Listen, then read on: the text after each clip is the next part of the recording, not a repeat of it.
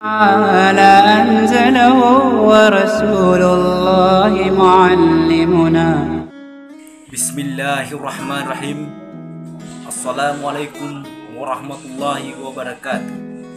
Alhamdulillah, puji syukur kita panjatkan kepada Allah Subhanahu wa Ta'ala, yang mana pada malam ini kita masih diberikan kekuatan, kesehatan, limpah rahmat, umur panjang.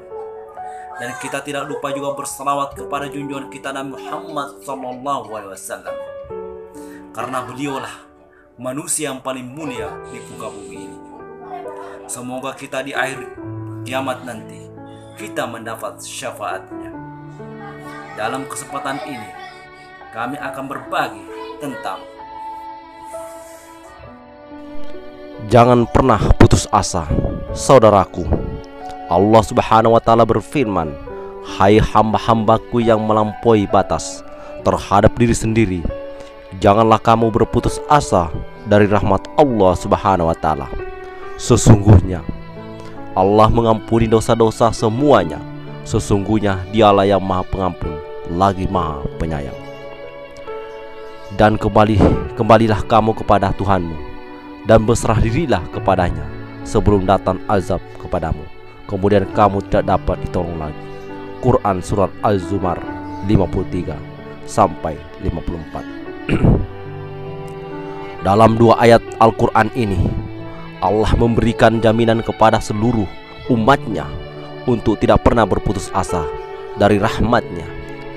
Ayat ini membawa kabar gembira bahwa Allah akan mengampuni setiap dosa-dosanya hambanya, baik yang besar maupun yang kecil, asalkan ia mau bertobat dan kembali kepadanya.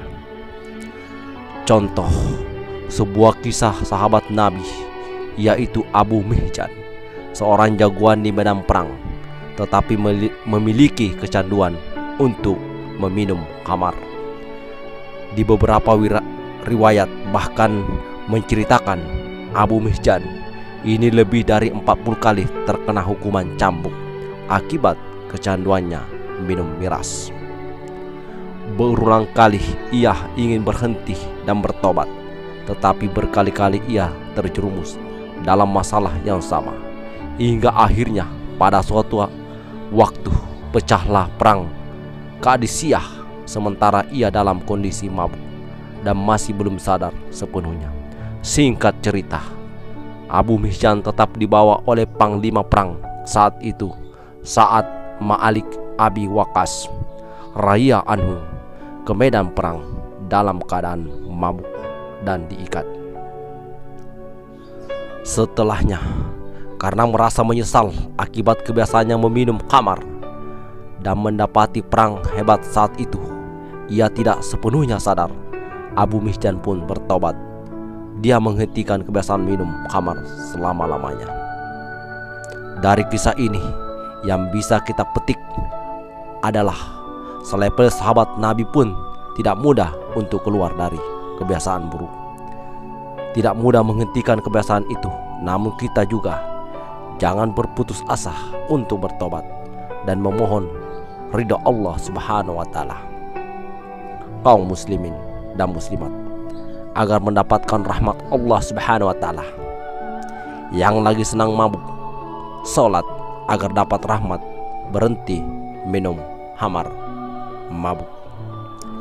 Yang lagi senang maksiat, sholat agar dapat hidayah, berhenti dari maksiat. Yang masih hobi judi, sholat agar dapat rahmat, berhenti dari judi.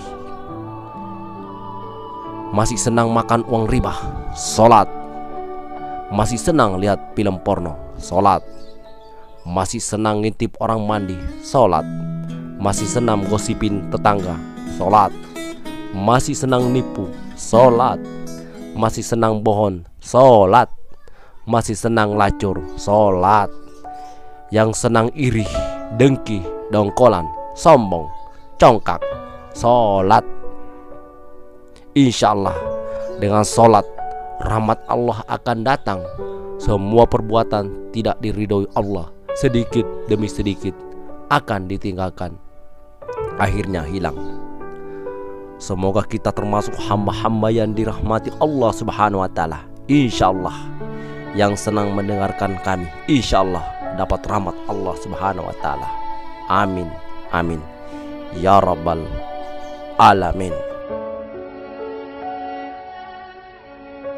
Sekian, kurang dan lebihnya mohon dimaafkan. Wabillahi taufik wal hidayah. Wassalamualaikum warahmatullahi wabarakatuh.